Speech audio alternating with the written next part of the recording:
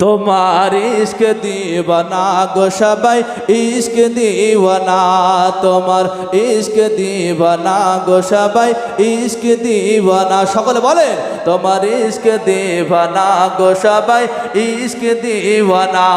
ও গো শেষ জামানার নবী, ও গো শেষ জামানার নবী, তোমায় ভুলতে পারে না। তোমার ইশক দিওয়ানা গো সবাই ইশক দিওয়ানা। মায়া আমিনা তোমার প্রিয় জননী, মরম মক্কা তোমার জন্মভূমি। জোরে বলেন না সুবহানাল্লাহ।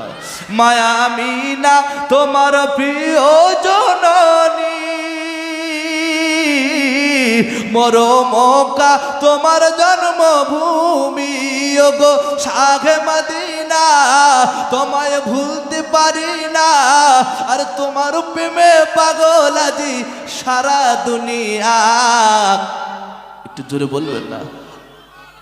আর একটু জোরে হবে না?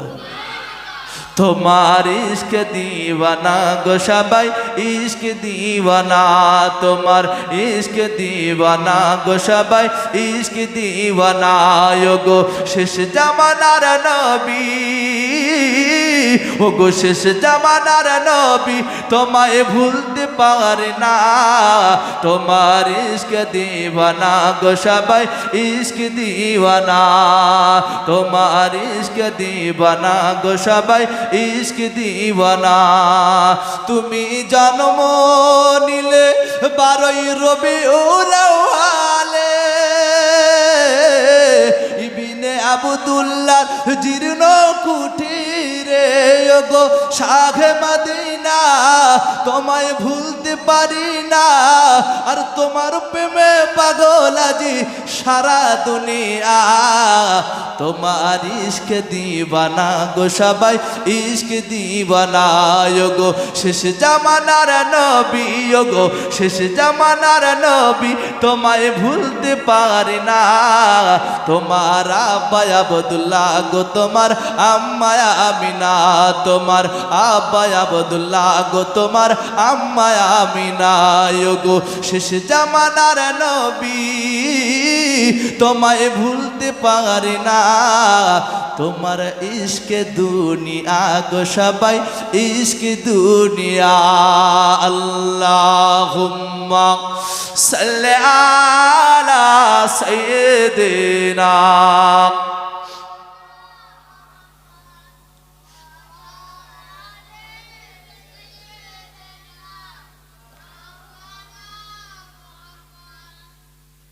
আবার এই দুনিয়া আমাদের চিরঞ্জীবী না চিরঞ্জীবী নয়? কোনটা? এই চিরস্থায়ী না ক্ষণস্থায়ী? এখন যদি ক্ষণস্থায়ী হয়, রাসূল বলেছেন এই দুনিয়া থেকে ইবাদত করে কবরে যাও, ওনা তো কবরে মোটা বাঁশ আছে খুব মারবে, কিন্তু কবরে মোটা বাঁশ আছে খুব মারবে, সাবধান হয়ে যান কিন্তু এখন থেকে। ওনা তো এমন মারা মারবে, দুনিয়ায় মারলে কেউ আহা বলে উহু বলে, কিন্তু কবরে কেউ আপনার আহা বলার মতো থাকবে না। কবরে কেউ আপনার আহা বলার মতো কেউ নাই, বুঝেছেন? কবরটা খুব কঠিন জায়গা। এজন্য দুনিয়া থেকে যদি একটু কবরের জন্য আমল করে যায়, রাসূল বললেন আর দুনিয়া মাজরাতুল আখিরা, কবরটা হলো আখিরাতের খেতিবাড়ি। দুনিয়া থেকে একটু আমল করে কবরে যাও, অনত কবরে খুব ধলাই চলবে, খুব কঠিন জায়গা। আমরা কখনো নামাজ পড়ি, কখনো পড়ি না, কখনো জুমায় যাই, কখনো জুমায় যাই না, কখনো তারাবির নামাজে যাই, কখনো শবে বরাতের নামাজে যাই। আমাদের নামাজের যা কায়দা কানুন, রাসূল বলেছেন সল্লু কামা রাআইতুমুনি সল্লি, আমি রাসূল যেমন ইবাদত করেছি ঠিক এরকমই ইবাদত করো। কিরকম?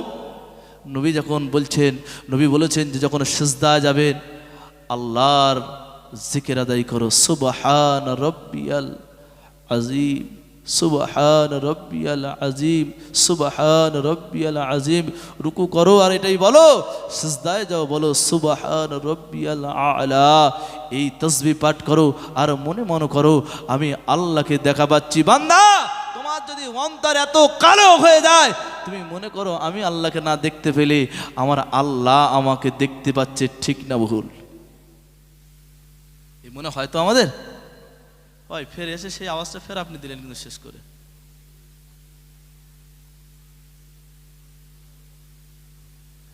রাসূল বললেন এটাই তোমার মনে করতে হবে, না হলে তোমার ইবাদতে মন আসবে না। নবী সাহাবা হযরত আলী রাদিয়াল্লাহু তাআলা আনহুর পায়েতে তীর বিদ্ধ হয়ে গিয়েছিল নামাজে।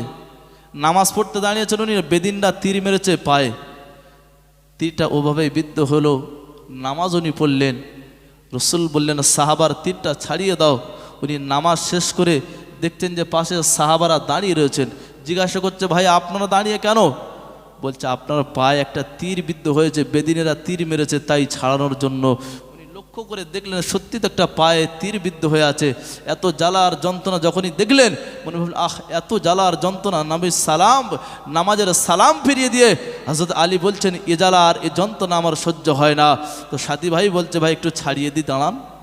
আল্লাহ নবী সাহাবা হযরত আলী বললেন ও ছাড়াতে তোমাদের দেব না, ছাড়াতে তোমাদের দেব না, তোমাদেরকে আমি হাত দিতে দেব না। এত কষ্ট, এত জখমদানি, এত ব্যথা, এত যন্ত্রণা আমি নবী পাক সাহাবা হযরত আলী আমি সহ্য করতে পারি না। আমার পা তোমরা হাত দিও না, হাত তোমরা দিও না। ও আল্লাহ পাকের নবী সাহাবা কিছু সময় পরে আবার নামাজের নিয়তটা করে নিলেন, কিছু সময় পরে আবার নামাজের নিয়তটা করে নিলেন। নবী সাহাবার আগে হযরত আলীর পায়ে থেকে তীরটা টেনে পার করে নিলেন। আল্লাহ নবী সাহাবা হযরত আলী কিছুই বুঝতে পারলেন না, কিছুই জানতে পারলেন না। ও যুবকরা, জওয়ানেরা, আল্লাহ পাকের নবী সাহাবা হযরত আলী দাঁড়িয়ে দাঁড়িয়ে নামাজের জন্য আল্লাহ তারে মশগুল হয়ে গেল। মাওলা খুল মাওলা, মাওলা খুল মাওলা, ফালা খুল খুল। আল্লাহ জানিয়ে দিলেন যে বান্দা আমার হয়ে যায়, যে বান্দা আমার হয়ে যায়, আমি আল্লাহ বান্দার হয়ে যাই,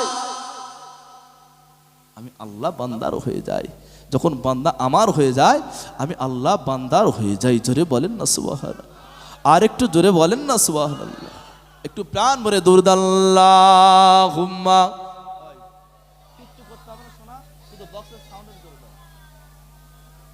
ওয়া আলা আলি সাইয়্যিদিনা, একটু বাড়াও, প্রাণ ভরে দরুদ আল্লাহুম্মা। বক্স সাউন্ড দাও, বক্সে সাউন্ড দাও। ওয়া আলা আলি সাইয়্যিদিনা, ওইভাবে থাক, যেভাবে আছে ওইভাবে থাক। হযরত আলী সালাম ফিরিয়ে দেখতে দাঁড়িয়ে আছে। কি ব্যাপার আপনারা দাঁড়িয়ে আছেন কেন এখনো? নবী সাহাবারা বলছেন হুজুর পা থেকে তো তীরটা আমরা অটোমেটিক বের করে নিয়েছি, বের করে নেওয়া হয়ে গেছে। আল্লাহ নবী সাহাবা হযরত আলী পায়ের দিকে তাকিয়ে দেখছে পায়ে তীরও নাই। নবী সাহাবারা জিজ্ঞাসা করে ও হযরত আলী রাদিয়াল্লাহু তাআলা আনহু একবার বলেন, একবার আমাকে জানান, একবার আমাদেরকে জানিয়ে দেন। ও নবী পাক সাহাবা, তীরটা যখন আপনার পায়ে ছিল, আপনি যখন বের করতে দিচ্ছিলেন না, নামাজের মধ্যে যখন আপনি চলে গেলেন, আমরা তো তীরটা বের করে নিলাম। ও সাহাবা, আপনার কি কষ্ট হয়নি? আপনার কি লাগেনি? আপনার কি যন্ত্রণা হয়নি? ও নবী পাক সাহাবারা, ও আল্লাহ পাকের নবী সাহাবারা, আমি আলী ওই আল্লাহর হাতে আমার জান, আল্লাহর কসম করে বলে আমি আলী বুঝতে পারলাম না যে তীর নামাজের বাইরে হাত দিতে দিচ্ছিল না। নামাজে যখন দাঁড়ালেন সাহাবারা টেনে বের করে নিলেন, বললেন আমি কিছুই বুঝতে পারলাম না। আর একবার জোরে বলেন, আর একবার মন খুলে বলেন। কি নামাজ পড়েছে একবার ভাবেন। আমরা যে নামাজ পড়ি না বাবা, এই নামাজ খুব সাংঘাতিক নামাজ। আমরা নামাজ পড়ি তো চিন্তা কোথায়, এদিকে কিছু চাষটা হয়তো নেই, ধান চাষ হয়তো বাবা, হ্যাঁ আল্লাহ ধান একটু বেশি ভালো হয়। ধানে পোকা লাগলো না কি লাগলো তা কি জানি, বিষ মারতে হবে, আসে না। আল্লাহর কোরআন বললেন ইন্নাশ শাইতানা লিল ইনসানি আদুউম মুবিন।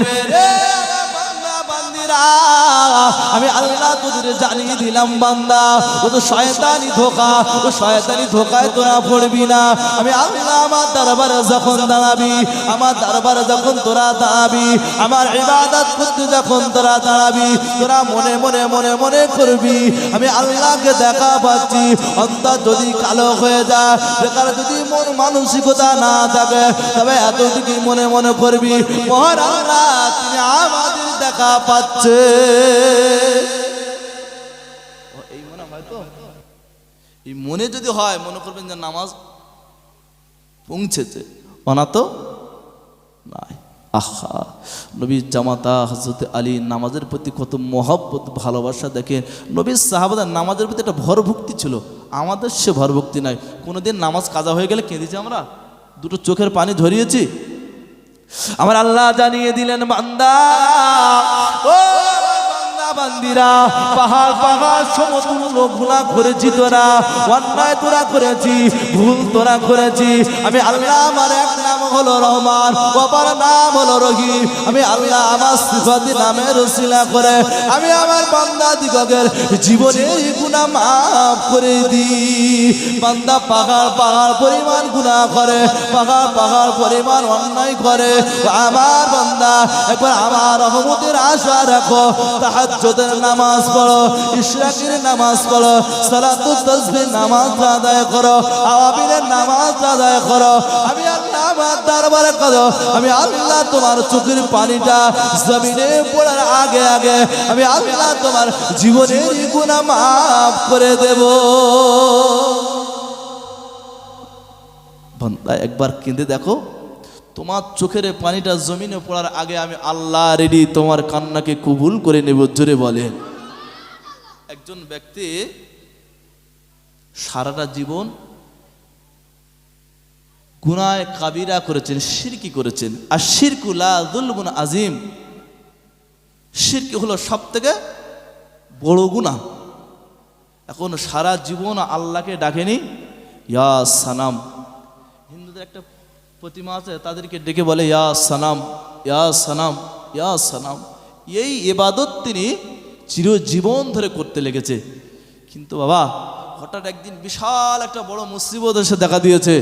এখন ওই মাটির প্রতিমার কাছে গিয়ে বলছে, ইয়া সানাম, হে আমার মালিক, তুমি আমাকে রক্ষা করো, তুমি আমাকে বাঁচাও, তুমি আমাকে বাঁচাও, না তো আমি বড় মুসিবতে ফেঁসে যাব।